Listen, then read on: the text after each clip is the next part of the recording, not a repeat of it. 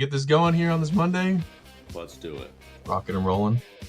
So, we got some interesting stuff to talk about here this week. Wes, I don't know if you saw it, but we set some records down here in South Alabama for snowfall. Alabama did. I know that Florida did, but I didn't know Alabama did as well. Alabama set just about every record possible. And if you're not familiar with what is known as the wiregrass, that's where I used to forecast. I worked in Dothan for 6 years. And Evan beat me out for my very first job. I do want to say this. Evan and I interviewed for the first job. I'm glad you brought that up because I wasn't gonna touch that, but we actually interviewed a week apart for the job in Dothan, and I ended up working there for 6 years. You ended up going home to Missouri, which sat without a job for like a month or two. Well, I mean, look at us now. You're doing pretty good on the forecast competition, so maybe you made the wrong decision. I will say this, Wes. I ended up working with somebody there for 6 years, and Chief Meteorologist David Paul, and we're going to hopefully have him on one of the next episodes because he was front and center for this record snowfall that fell all across Alabama and Florida. I mean, these were shattered records. Literally, we talk about March Madness, right? This was as unpredictable as the wildest March Madness you've ever seen. Like, Something that was kind of weird as I was going through the records is there was 1 year that stood out in particular across the entire Gulf Coast that was like the top year. I think we'll get into that. Yeah. There was one particular storm that I know I was like 1 year old for that had a lot of the records, but just unreal how much snow we had. Like the sky cams at Gulf Shores, you'd think, is that sand? Nope. Snow. So we'll talk about who's hot and who's not. That's the hottest and coldest in the country, but also between me and Wes's forecasting numbers. And do we have a planetary alignment? Does it mean anything crazy, or is it just something that happens? It reminds me of like Hercules, and they're trying to they're all lining up, and you try to snip it. The ladies try to snip it, like it won't cut. And then was it when the Titans, they line up and the Titans are released from the ocean to fight Hercules? Yeah. And the Hercules version I'm thinking of, I'm sure you are too, is the cartoon. That kind of dates us. Like there's an older Hercules. Oh yep. Yeah. The goat, Danny DeVito's the goat. Oh, such a good character. Great movie. Underrated. Mid-90s stuff. So, all right, what should we start with here? I guess I talked about winter weather madness, and we're going to talk, I'm hoping, with David here moving forward. But last week was just, on so many levels, a wild week. You had, and I don't have a graphic with all the totals because there was just so many to go through, but the amount of records that were broken, I saw 10 inches west at Mobile, at the international airport there. There was nearly 9 inches just north of Panama City. I think we've all taken a vacation down there. You go there to escape the cold, and here we are, looking at record snowfalls in this part of the country, which was just, I thought, just crazy. So it was during this whole event, it was very cold in Kansas and Missouri. We were like plain Jane, hey, it's cold. The wind chill is like -5 what? It was like very boring. I spent probably half of my forecast showing like live cameras of PCB, of Pensacola, of New Orleans, of Savannah, Georgia, and I was like, I think it got to the point where viewers were like, I don't think this guy wants to work in Kansas City anymore. I think like he actually would rather work on the beach because like if we're getting snow on the beach, if we remove hurricanes from the coast and add snow, I would probably strongly consider leaving Kansas City. It was just one of those like perfect setups where you had that, we talked about the polar vortex, right? Like you had this cold air that was really, really far south. I mean, for some of us, the coldest air we've had in a couple of years, but there was also the, that overlap of Gulf moisture, which is so key to all this. And quite honestly, is the reason that all this was able to happen. So just the whole thing was, I'm sitting here at lunchtime and everybody's upset that we're not getting the snow up here in central Alabama. And I'm zooming in to the radar here and looking at the reports. And so here's a couple of what I had. I did these for a little report here locally. So I just grabbed a couple because there's just too many to thumb through, Wes. But New Orleans, 1963, they had 2.7 inches. They had roughly, and there's numbers still coming in, and depending on where you look, and if you go, there's official records going back to 1948, West. But if you look at some of the meteorologists that work down there, there's a notable snowstorm that actually happened prior to these official records. But either way you put it, 10 inches of snow. I just, unreal. And Mobile, same deal. Look at this, 1881, West. Is that one of the years that popped up? So I think you were just alluding to it. It was 1895. There was apparently just a gigantic snowstorm that apparently hit the exact same spots. Yes. And yeah, it was a really confusing time in which when you go to the National Weather Service records, it'd be like 1940, 1960. Those are the records. But then like Houston meteorologists, New Orleans meteorologists reporting to this like Valentine's Day 1895 storm, which doesn't exist in like the weather records, but in the local records it does. And so Yeah. that's one of those things where you're just like, okay, I guess we'll just defer to you guys down there because you're there and we're here. So like whatever. But Houston had 20 inches, 20 inches of snow Unreal. on that date. Not with this storm. This storm No. they got like 3 or 4 inches. I want to say there was some of the metropolitan areas I think had 4, maybe I saw as high as 5, like when you got over to Beaumont, which is about an hour to the east. But like you're right, Wes, and that's where I was thumbing through these, and I was like, this gets kind of murky. And for the common person out there, it's like, well, how do you guys really tell? Look, our sample size in relation to the entire time span of Earth, this country, is very small. But a lot of it goes back to the late 1800s, and in some cases like this one, you heard the meteorologist in New Orleans say, there was this storm in 1895, but there weren't always reliable like recordings of it. So like it's not in um the official archives. But for the Mobile office, they go back to 1881 with their official numbers, and so they had 4 inches on that date. And whereas a place like New Orleans only goes back to 1948. I have some family in Pensacola. They didn't know what to do. I mean, they did not know what to I do. bet. I bet. I, Grandmom is 90 years old, and I said, "Hey, when is the last time you saw snow like this?" And she just said simply, never seen snow like this. And literally, you go back to, there it is. There's the 1895 shows up again, Wes. Now, not the most, but you're looking at least the top 3. And for the record to have been 2.3 and 7.6, it's not even like we're slightly beating it. It's blowing it out of the water. Just crazy totals here. And this is the one Alabama one, what I was referencing. And I could go down a rabbit hole with these numbers all across the Wiregrass because that's what I was doing just in my free time and looking at all the records because, we're nerds. That's what we do. But I've got friends that were sending me pictures. They had, 5, 6, 7. Opp, Alabama had 11 inches unofficially marked by meteorologists out there. 11 inches. Now, the idea is that maybe some of it was a drift. Opp sits kind of wide open and a little bit higher, very flat. So it could have been a snow drift, which is also equally shocking to have down here. But 6 inches of snow. I never thought I'd see that in my time there, and we may never see it again. Drifting it's so difficult and especially from our profession, drifting can either be a scapegoat, it can be help you or hinder you. And you can say, all right, if it's windy and people are starting to like measure way different than what you forecast, you're like, yeah, it's drift.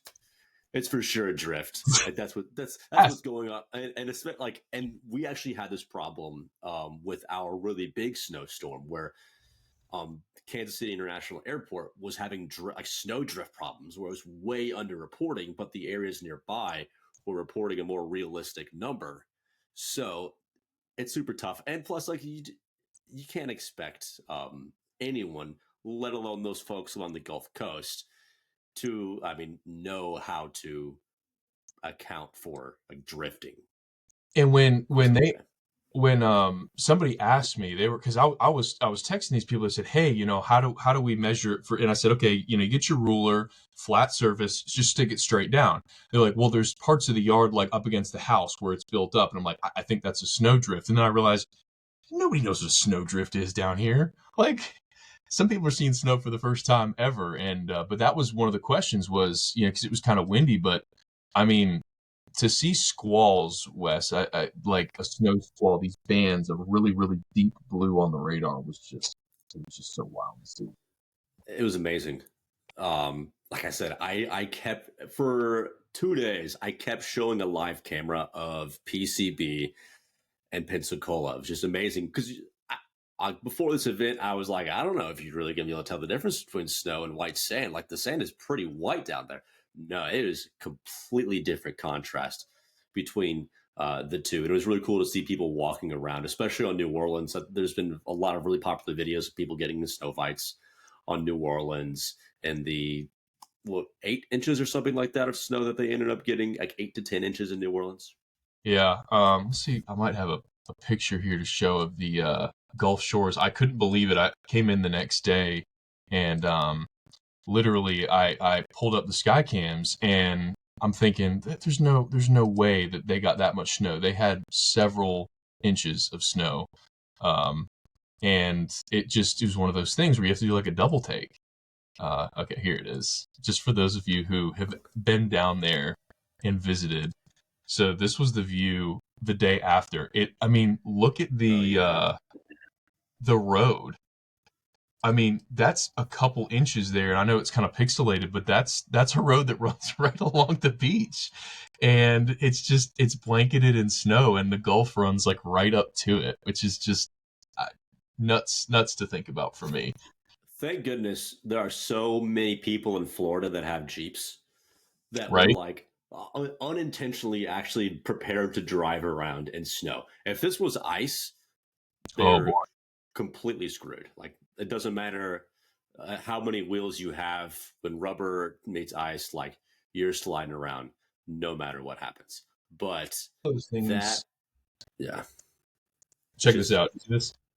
hey, That's how they do it in Malvern. I had several of these. People just didn't know what to do in the snow, so they hooked up. Anyway, I had some fun with this, but we can move on from that. I just thought it was funny seeing how people just they don't know what to do with all the snow. just making the best of it. That's all you can do. It doesn't matter where you're at across the country. All you can do is just have fun in the snow. And good call on the ice thing because so many people are like, well, I've got 4-wheel drive or I've got a big old truck. Ice does not discriminate. You ain't going anywhere. No, it doesn't matter. You could have 10 wheels. They're all It's all 10 going to be. sliding. Yeah. All 10 engaged. They're not gripping on anything. They're Nope. going literally nowhere whatsoever. So, what about this week? Anything catch your eye about the upcoming week? Yeah, it's gonna get really warm here in Kansas City. And by really warm, I mean like 50 to 55 degrees. It's all relative, though, isn't it? We joked about it being a heat wave because we are going to hit the 60s here. And even though you're seeing these cold fronts on the map, it is not near. We got those anomalies. I'll show you. I don't know if you saw this morning, Wes. I was looking at the at California because the wildfires that have been happening down there. They got this little cutoff low that is about the worst thing you could have after a scorched hillside. Uh, Mudslides. yep. So you have the fires and then too much rain, some snow, and you got the recipe for mudslides. So tough times out there for sure. It's like you can't win in that situation. It's like, okay, we can put out the fires, but then there's going to be a mudslide. Like Mother Nature can put out the fire, but then you'll get a mudslide. And so it's like, okay, you got to take the bad with the good. Yeah. So hoping that things get better for them, that low should move out of here. But to your point, look at these. So these are our temperature anomalies, Wes, if you want to explain those, and then what it means for you. Anomalies just essentially means you're warmer or cooler than your seasonal normal. So our seasonal normal here in Kansas City is about 40 degrees right now, and so when you see yellows going to oranges and pinks, that means it's warmer than 40 degrees generally. But let's say you're in Buffalo, where the average high might be 30. And there's like a little bit of a mix between blues and yellows. That means, hey, maybe at times it's 25, other times it's 35. Up in the Dakotas, it's very warm air moving in North Dakota, South Dakota, and Minneapolis. And then contrast that with the blues over near Toronto, Montreal. That is like probably 20s, 10s, teens, 20s for temperature. So it's all relative to the area. But generally, as you get just the anomalies moving in, that is a signal of just warm air no matter what. Yes, and that's what we look for. And like you mentioned, it's all relative. And we'll get to that in the who's hot, who's not. Because I actually reached out to Wes about a question with a cold air, extreme cold warning. Had never had one of those before, and it was relative. While it was negative 28 near Minneapolis, it was 9 here. But for us, that was an extreme weather warning. For others, it is not. So all very relative. But we will indeed be warming up this week, Wes. I'm very excited about that. Yeah. We may be pushing like 60 degrees. If we can melt away the snow here in Kansas City over the next couple of days, today's Monday, we're pushing 60, I think, Wednesday, and then maybe the next Tuesday.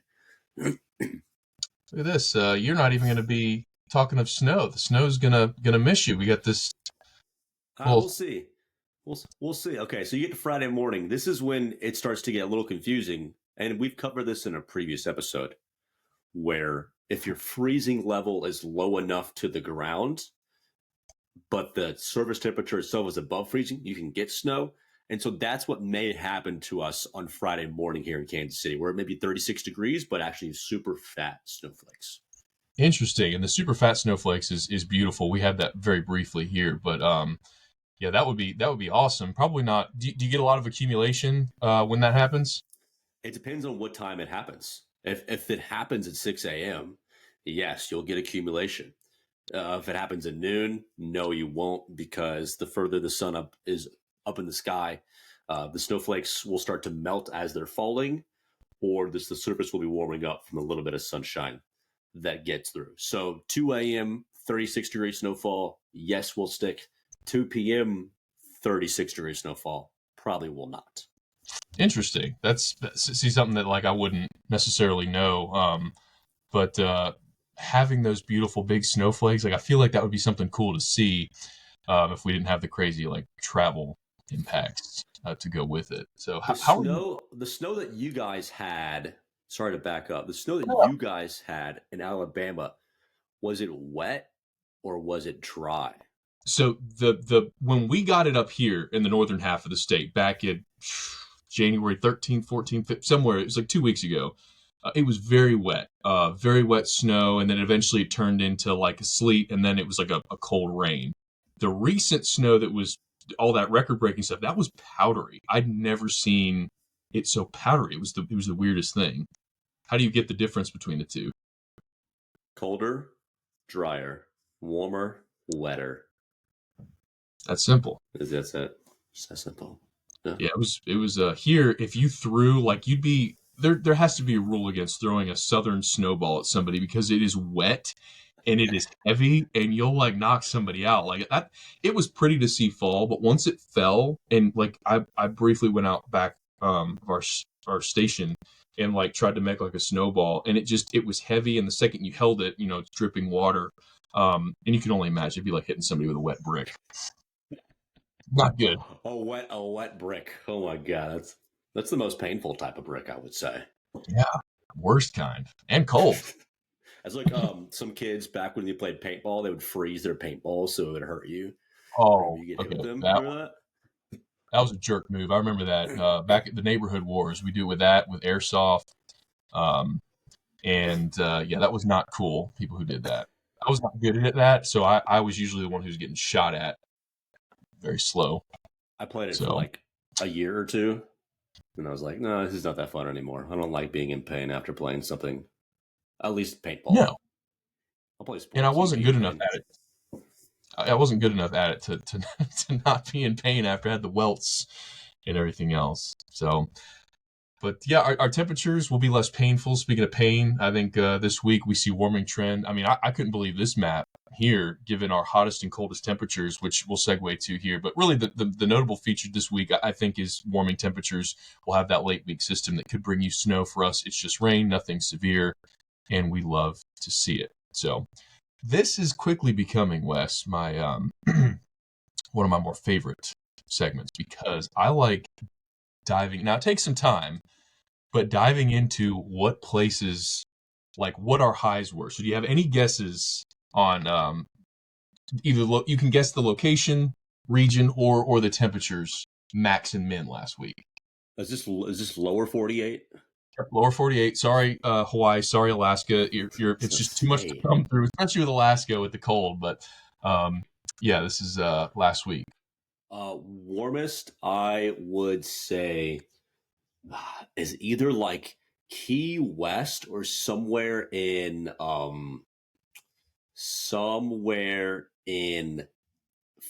Phoenix-ish for warmest. Coldest is going to be like North Dakota. Yeah, you were. North Dakota's very close. In fact, it was a close draw. Naples. Can you say this name? So Naples and West Palm both. I hadn't updated this, but I'll show you the numbers in a second. Can you say the name of this Minnesota town? No, not Quebec? properly, I'm sure. That sounds like something we would have learned in either thermodynamics or physics. Like, hey, a beta gamma minus sine of something. I don't know how to say it, so I don't mean to offend anybody I out there. never even would have. Yeah, sorry to the Beta to Gamma people watching this. We're really sorry we're mispronouncing the name of your city. No, that's nuts. I've never heard of that. One thing that I did learn is that what I thought was Pierre, South Dakota, is actually Pierre, South Dakota. So if you ever say that one, it's Pierre. Well, I learned something there. It might be one of those regional things. We have a Madrid, Alabama, but it's spelled just like Madrid. But don't call it Madrid because the people there will come after you. It's Madrid. But yeah, New Madrid. Yeah, how about it? My wife is from Lebanon, not Lebanon. Wait. Lebanon. Is that in Ohio? No. It's Okay.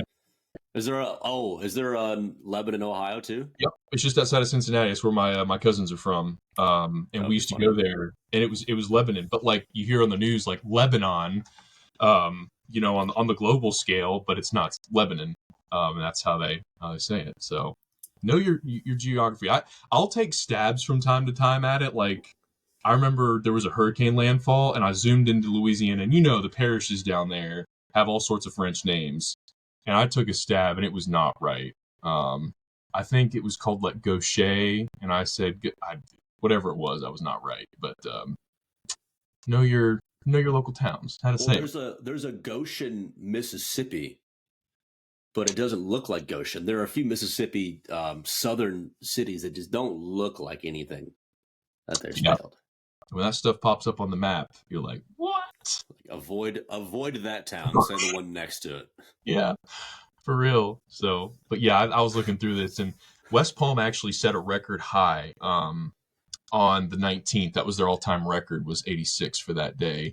Beta Gamma, whatever, not close. I think their record for that day was like in the negative 50s. By the way, their high that day in Minnesota, and you said North Dakota.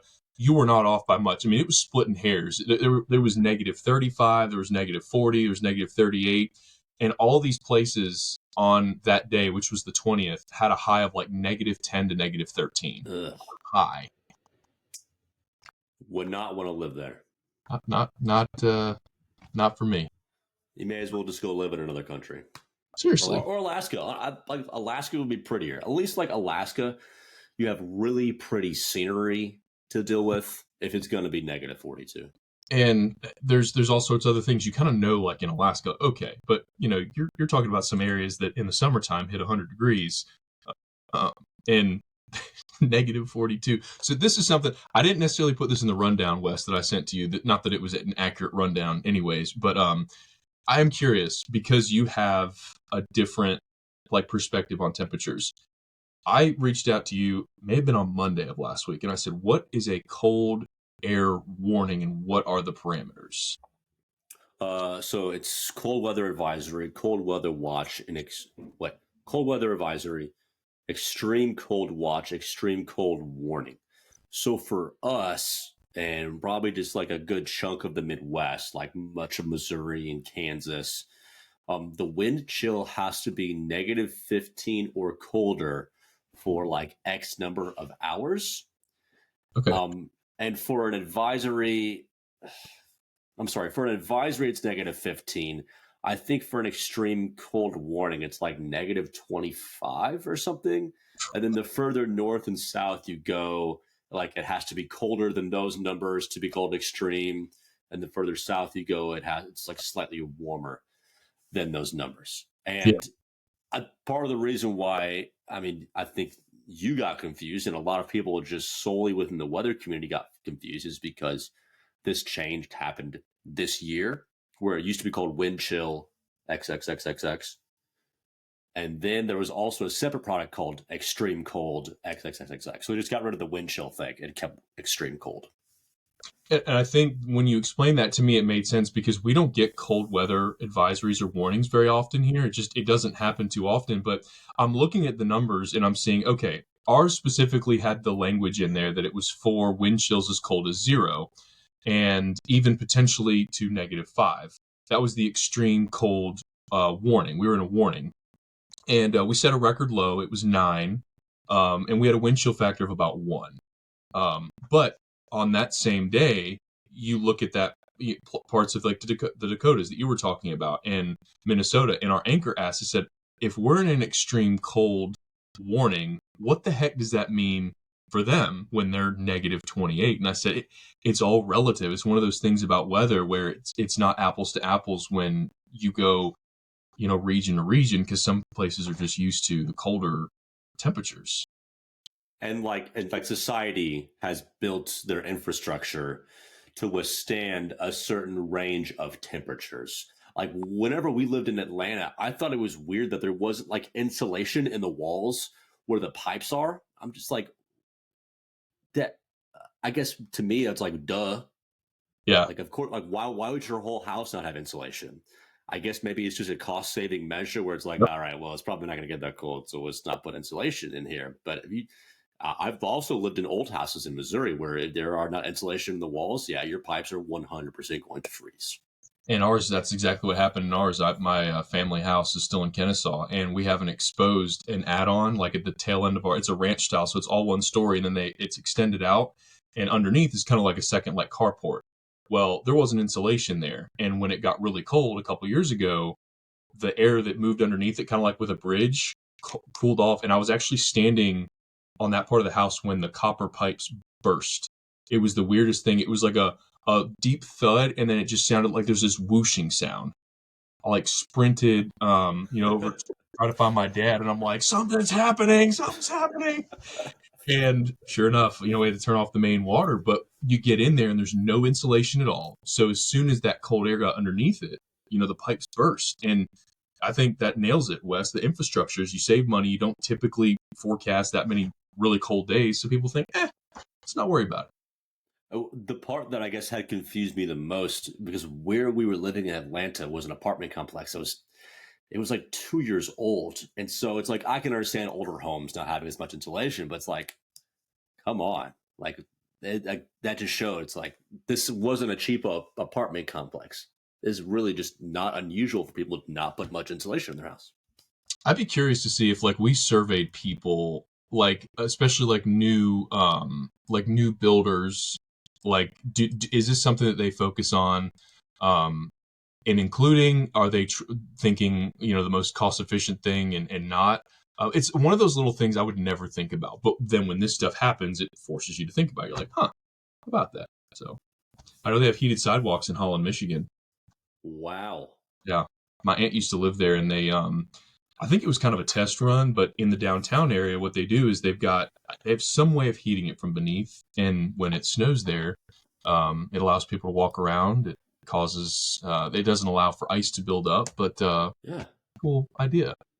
I've never heard of a municipality spending that much money, but I guess maybe that's cheaper than shoveling it off every other day. Yeah, and it may have been something that was like a grant for a test to see, because I can imagine that to heat a sidewalk has got to be expensive.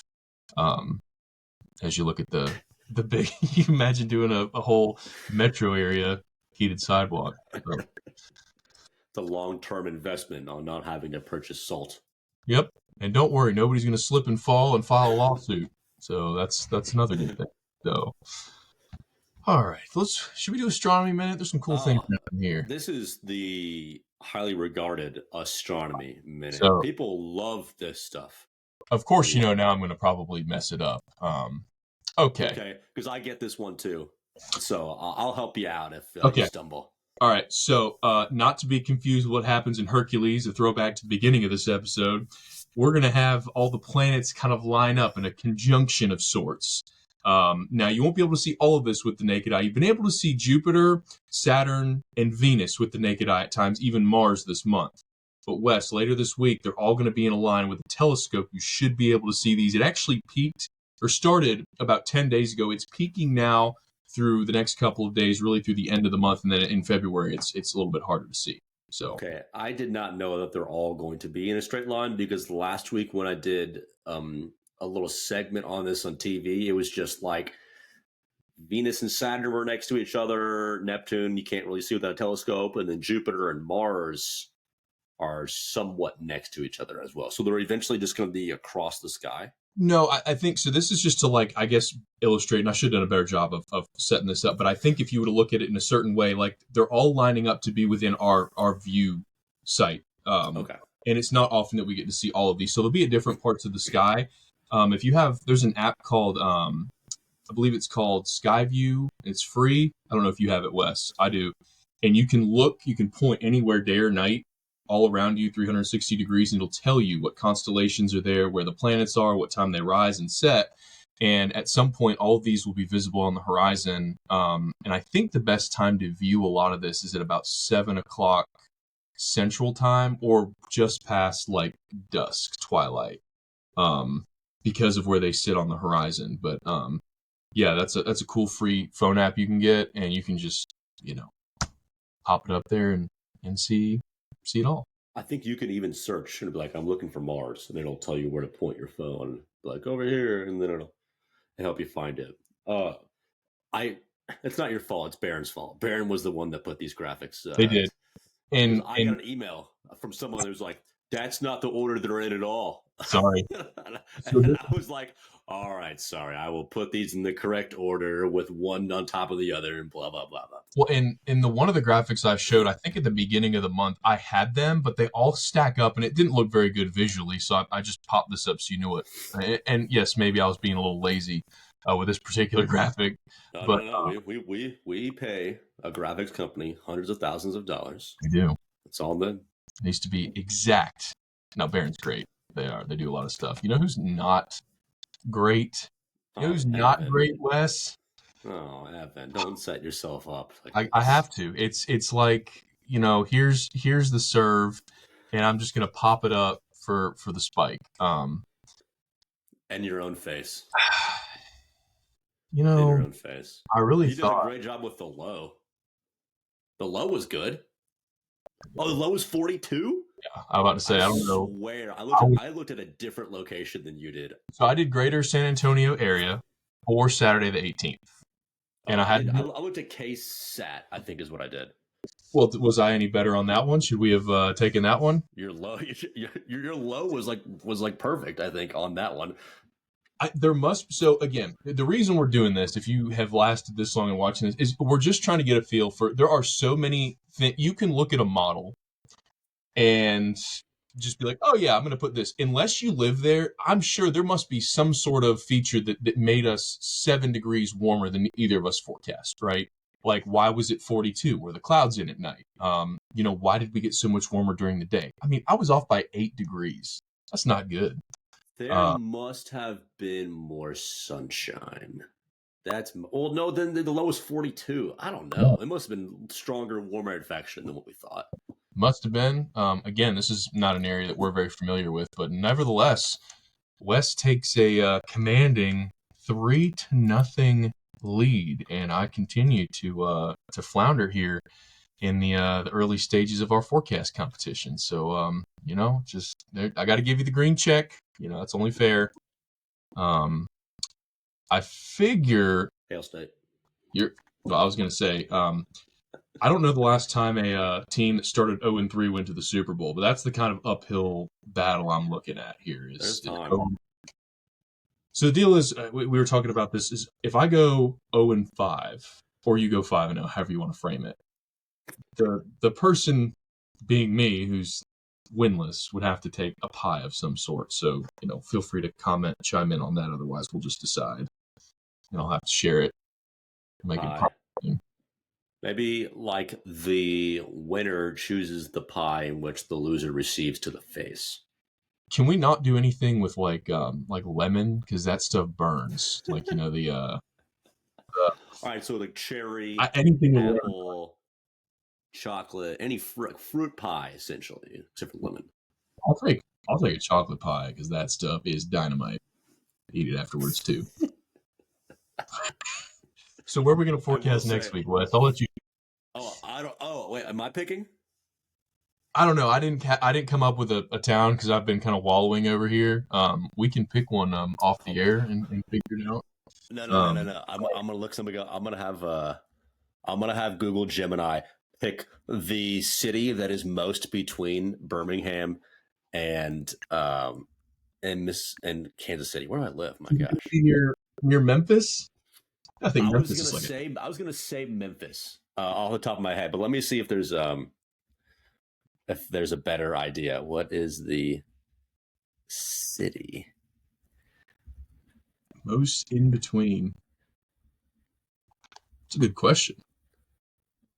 Okay. Google Maps. Dude, don't do that. I guess I think Memphis. I think Memphis is probably the best one to do here No, because like after it you would be like said that, I was like, Jonesboro. that's so random. That's not fun. Jonesboro, Arkansas. Uh, that's not nice to the folks in Jonesboro. But that's so random. But no, I like that Memphis. I still have a lot of friends that live just outside of Memphis. That like the Hernando area. I'm sure you're familiar with that area too, being not far from Mississippi State. But that's what we'll do. Is we will do Memphis. We'll use the airport location there so as to not get confused. But hopefully Memphis, Tennessee will be getting me back to my winning ways as we move forward. What is their airport code? KMIM. KMEM. K-Mem. K-Mem. That's what we're forecasting for. And then if I somehow get to 5-0, I'll let you know on my secret about how I'm winning. But if you start going, and then if you catch up and we go 3-3, then I am saying nothing. You better not be reaching out to like local chiefs at these stations and getting like their forecast. That would be Dude, that's actually a really good idea. Is just to go to a local station's website and see what their forecast is, and be like, or go to like the weather rate most accurate station's website, and then figure out what their forecast is for that day. Oh goodness, yeah, that would be that kind of a low blow there, Wes. I thought we were doing this off of pure intelligence, which also does not help my case at the moment. But I'm actually using artificial intelligence for my forecasts. See, now you're scaring people with AI here. We don't know about AI yet. It's freely available. It's freely available, and it's freely working for you, sir. Leaving this on a high note, though. How about Mississippi State? Clanger. We're number 14. We continue to beat bottom half SEC teams while losing to the top half in basketball. What's new? But nevertheless, we are 4-3 in conference play. And, of course, your Chiefs headed to the Super Bowl, baby. I think 1.5 favorites. Oh, the line is already out for this? I heard DraftKings this morning, very early line was 1.5. You can check me on that. But 1.5 in favor of Kansas City. I believe you. I totally believe you. We were the 1.5 point favorite with the game on Sunday, and that, ended up being pretty accurate. Yo, man, the week before we didn't talk about it, but that was a painful game. The Chiefs just have a way of like just grinding it out and doing the bare minimum to get the win. Lazily winning. It makes it's been such an interesting last 5 years to see, maybe 6 years to see us going from the country's most beloved team to the country's most hated team. Like we were like whenever we play the Patriots, we're like I feel like most of the country was wanting Yep. us to beat them. And now it's everybody just wants to see us lose. For the record, Wes, I'm rooting for Kansas City. That's just because I can't Thanks. stand Philly in any sport. But so that'll get a lynch mob after you. But I think it's a cool story. I think they do a good job, and it's hard to not like enjoy greatness. So I'm hoping Mississippi State will take a page. Greatness. Is it because Chris Jones is on the team? Man, every time, does it not kill you that when you hear these NFL guys who are great and you're like, oh, they were at Mississippi State. We're like, well, what did we do when they were here? And it's like, oh, we went 9-3. We went 8-5.